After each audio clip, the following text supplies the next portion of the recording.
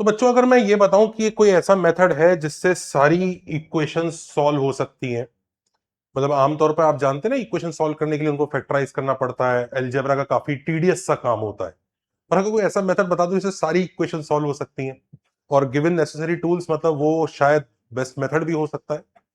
तो चलिए, जैसे मैं बात करता हूं इस इक्वेशन को सॉल्व करना है, और बात ये नहीं है कि हम इसको सर हम तो एग्जाम में फैक्टराइज करके सॉल्व कर लेंगे, ये है, बट डेफिनेटली इसका मेथड वन वही है कि आप हिट एंड ट्रायल से एक रूट ढूंढते हैं, फिर वो रूट निकल आता है तो फैक्टराइज करते हैं, फर्दर रूट्स मिल जाते हैं।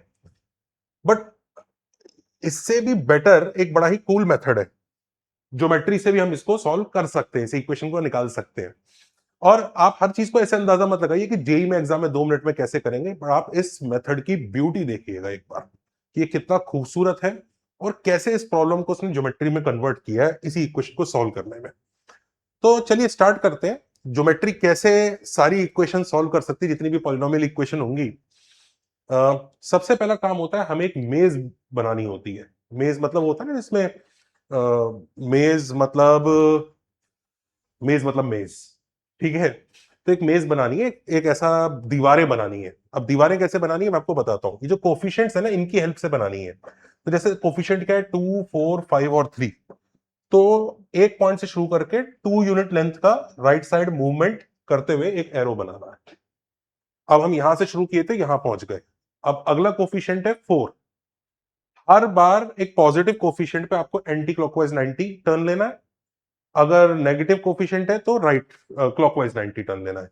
तो 4 क्योंकि पॉजिटिव है, तो हम लोग एंटी क्लॉकवाइज, हम ऐसे मूव कर रहे थे, हमने एंटी क्लॉकवाइज 90 टर्न लिया और 4 लेंथ का एरो बना लिया।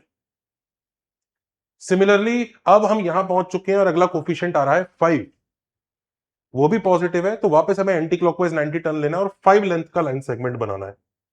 और ऐसे ही अगला कोफिशिएंट है 3, तो 3 लेंथ का लाइन सेगमेंट बनाना है। अगर यहीं पे अगर -3 होता तो यहां पर हम लोग ऐसे चले जाते 3 यूनिट्स। तो ऐसे करके शुरू में एक मेज बिल्डअप करना है, जो भी आएगा। तो इस क्वेश्चन का जो मेज है वो ये है। तो स्टेप 1 हो चुका है, मेज बना चुके हैं। अब काम करना क्या है, हमें एक लेजर बनानी है जो यहां से शुरू होगी, स्टार्टिंग पॉइंट ए और let's say and point B है। हमें इस पॉइंट से लेजर बनानी है जो लेजर इन दीवारों से रिफ्लेक्ट होगी।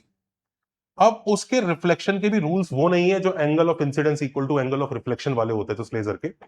उस लेजर के रूल्स ऐसे हैं कि वो जब टकराती है तो वो जिस डायरेक्शन में जाती है वो डायरेक्शन पिछले वाली डायरेक्शन की से परपेंडिकुलर होती है। मतलब अगर लेट से आपने ऐसे टकराया तो angle of incidence equal to angle of reflection नहीं होगा। वो जो ये लाइन जा रही है ना, इस लाइन के परपेंडिकुलर इस लाइन पर रिफ्लेक्ट हो जाएगी। वो इस तरफ भी जा सकती है, इस तरफ भी जा सकती है। तो जैसे ही अगर लेट से हम ट्राई करते हैं, तो जैसे ये गया, यहां से 90 पे इधर गया, फिर यहां टकरा के रिफ्लेक्ट हुआ, फिर 90 पे इधर आ गया। तो ऐसे हम लोग लेजर बना सकते हैं और बहुत सारी लेजर बनेंगे। जैसे ये देखिए, ये और ये। नाउ द टास्क इज कि हमें ए से शुरू करके बी तक पहुंचना है, which is this and point. ऐसी लेजर का पाथ बनाओ। तो जैसे देखिए हमने ग्रीन वाला ये पाथ बनाया, ये फिर यहां टकरा के गया और फिर वो टकरा के 90 डिग्री रिफ्लेक्शन है हर बार, 90 डिग्री। तो वो वापस यहां जाके पहुंच गया। अब ये जो इनिशियल एंगल आपको निकालना पड़ा ना, थीटा, इस tan थीटा का ही नेगेटिव होता है उसका एक root. That's all, that's all. No matter which equation you take, no matter what you do, that is all, और कुछ नहीं। हाँ, डेफिनेटली। अच्छा, एक चीज और समझ लीजिए, इसके अगर और ज्यादा रियल रूट्स होंगे तो और रास्ते भी बनेंगे, मतलब ये यूनिक नहीं होगा। अगर और रियल रूट्स होंगे, मान ली टेन थीटा एक्स की 2 वैल्यूज आएंगी तो टेन थीटा की भी 2 वैल्यूज होंगे, तो 2 रास्ते ऐसे हो सकते हैं जो पहुंच सकते हैं इस पर। तो more than one paths are also possible, और वो सब इससे मिल जाएगा। अब सवाल आता है कि ये हो क्यों रहा है, और इसीलिए मैं आपको ये वीडियो बना रहा हूं आपके लिए, क्योंकि आप सोचोगे तभी आप एग्जाम में अच्छे से करोगे, सिर्फ चीजें रट के तो काम चलता नहीं है। तो इट इज अबाउट अंडरस्टैंड कि यार इसको प्रूव कैसे करें, how is this working, rather why is this working. तो हम लोग प्रूफ की बात करेंगे, उसके पहले मैं चाहता हूं एक बार आप हमारे courses 11th 12th 13th Titan batch, Valor batch, IOQM senior junior, इन सबको चेकआउट कीजिए। नए नए कोर्सेज शुरू हुए हैं। अगर आपने अभी तक हमें ज्वाइन नहीं किया तो आप अब से ज्वाइन कर सकते हैं। ऑल्सो जिन बच्चों का कुछ भी पुराना छूटा है तो हम उसको कवर अप के एक्स्ट्रा सेशंस लगा रहे हैं, उनका कवर अप हो जाएगा। इसके अलावा if you are a student और अ स्कूल और अ कोचिंग, चेकआउट आवर एकेडजा दोस्त, वो आपकी सेल्फ स्टडी में बच्चों आपको काफी हेल्प करता है। और आपकी सेल्फ स्टडी में कहते हैं ना कुछ मार्क्स का जो फर्क रह जाता है टॉपर और आपके बीच में, वो उसको कवर कर सकता है। आप सोचिए आपने प्रैक्टिस करी उस पर, उसने आपको बता दिया कि आपके ये 3-4 टॉपिक खराब है, आपका सेंटर ऑफ मास खराब है, आपका कोलिजन का ये वाला पोर्शन खराब है, और उसने उसके कोरस्पॉन्डिंग आपको एडिशनल अच्छे क्वेश्चन के लेवल के क्वेश्चंस आपको खुद ही दे दिए। ये सब काम वो कर सकता है, तो एक बार चेकआउट कीजिएगा। नॉनदलेस वाई की बात कर रहे हैं तो इसको प्रूव करने पे आते हैं, पर एक और सिनेरियो देख लेते हैं। तो जैसे हमें x square plus x minus two को देखना है, इसके दो रूट्स -2 और 1 आते हैं, हम जानते हैं, पर क्या इस मेथड से भी दिखेंगे? तो पहले तो मेज कोफिशिएंट 1, कोफिशिएंट 1, और अब क्लॉकवाइज 90 डिग्री जाते हुए इधर 2। तो हमें यहां से यहां पहुंचना है। तो देखिए पहला वाला रास्ता तो काफी सिंपल है। हम जो रिफ्लेक्ट कर रहे हैं, मतलब इसको पूरी कंप्लीट लाइन मानिएगा, तो ये आप देख सकते हैं ये यहां गया और इस लाइन पर पहुंच के अपने परपेंडिकुलर मूव कर गया, अपने परपेंडिकुलर मूव कर गया। तो इधर भी जा सकता था, इधर भी जा सकता, इधर जाके बी पर पहुंच पा रहा है। तो हम देख सकते हैं ये वाला रास्ता वर्क कर रहा है। और इस केस में जो एंगल आ रहा है ना, ये 1 है, ये 2 है, ये 1 है, ये भी 1 आ जाएगा। तो एसेंशियली लेजर जो है ना वो रिफ्लेक्शन नहीं कर रहा है, उसका काम ये है उस पॉइंट ऑफ इंटरसेक्शन से बस परपेंडिकुलरली मूव करो, दोनों तरफ मूव करो। और आप सोचिए ये क्वाड्रेटिक है, तो क्वाड्रेटिक में 1 2 3 होगा। क्वाड्रेटिक में मान लीजिए अगर ऐसा भी बनता डायग्राम, तो भी आपको एक ही रिफ्लेक्शन अलाउड होता है, आपको एक ही रिफ्लेक्शन पे अपने एंड पॉइंट पे पहुंचना है। तो इसके थ्रू ही बस आपको वहां तक पहुंचना है। तो ये लेंथ भी 1 आ जाएगी। तो आप देख सकते हैं ये जो एंगल है ये -45 डिग्री बनेगा नीचे की तरफ। तो एक्स का आंसर -10 -45 डिग्री, तो 1 आंसर आ जाएगा। दूसरा आंसर जो कि -2 है, वो कैसे रिफ्लेक्ट होगा दिखेगा? वो ऐसे दिखेगा कि यहां से ऊपर और फिर अपने परपेंडिकुलर गया तो यहां पहुंच गया वो। तो ये 1 है, ये 1 है, आप सिमिलर ट्रायंगल से देख सकते हैं, ये 1 है। अगर tan थीटा 2 है तो ये लेंथ 2 होगी, ये 1 है तो ये 1 हो गया, ये 1 है ये 2 है। तो अब देखो ये थीटा है, तो ये 90 माइनस थीटा, तो ये वापस थीटा हो जाएगा। आप सिमिलर ट्रायंगल से देख सकते हो, मस्त वर्क कर रहा है। तो tan थीटा वापस 2 आता है, तो x की वैल्यू -2 आती है। ये सिंपल ज्योमेट्री से यू कैन चेक। तो बस मैंने आपको ये दिखाया कि भाई अगर नेगेटिव आता है तो किस तरह से करना है। रिफ्लेक्शन का मतलब एसेंशियली रिफ्लेक्शन नहीं है, वो परपेंडिकुलर मूव करना है।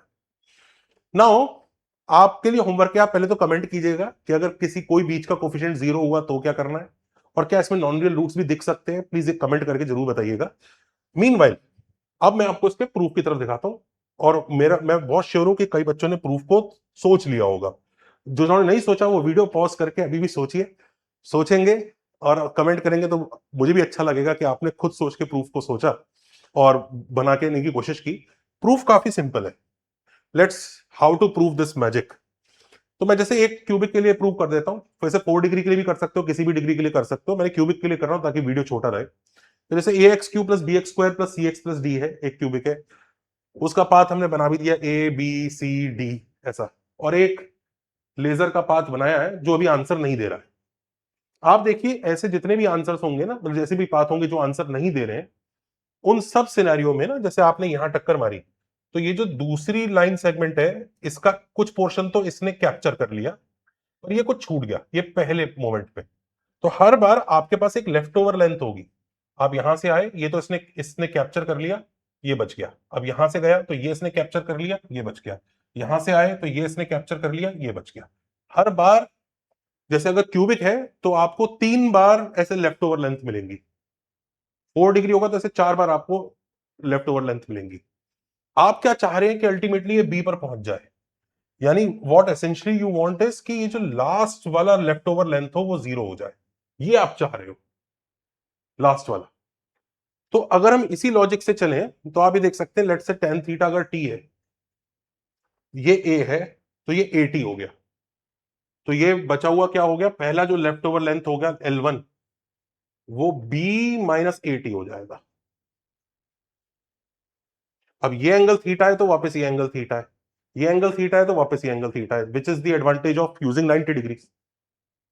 अब इधर देखो, ये पहली लेफ्ट ओवर लेंथ है वो b -at से आई, दूसरी जो लेफ्ट ओवर लेंथ है वो कैसे आएगी, ये जो लेफ्ट ओवर लेंथ 1 है ना, ये इसको t से मल्टीप्लाई करके ये आएगा और उसे c में से सब्ट्रैक्ट करना है, तो L2 is c minus L1t, और similarly L3 will be d minus L2t। इस लेफ्ट ओवर लेंथ 2 को tan थीटा से मल्टीप्लाई करके ये आएगा, तो बचा हुआ पार्ट, और हमें इसको जीरो बनाना है, this is which is what we want, L3 should be zero.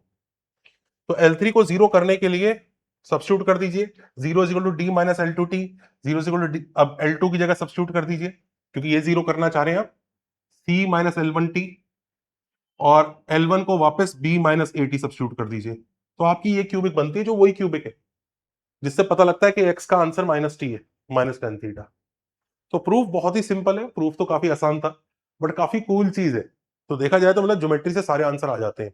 ऐसी कई सारी और भी प्रॉब्लम्स हैं जो ज्योमेट्री से या पेपर फोल्ड करके ओरिगेमी से सॉल्व हो जाती हैं। आपने देखा होगा कि जैसे एक एंगल का बाइसेक्टर निकालना बहुत आसान होता है, कंपास से आप कर लेते हैं, पर एक एंगल का ट्राइसेक्टर निकालना बहुत मुश्किल होता है। मुश्किल का मतलब कोई तरीका ही नहीं है शायद, लेकिन पेपर वगैरह फोल्ड करके वो ट्राइसेक्टर आ जाता है। तो होता है, ओरिगेमी मैथ्स होता है, उसको भी अगर किसी को इंटरेस्ट हो जरूर चेकआउट कीजिएगा। आई होप आज का वीडियो पसंद आया होगा। Take care and bye bye.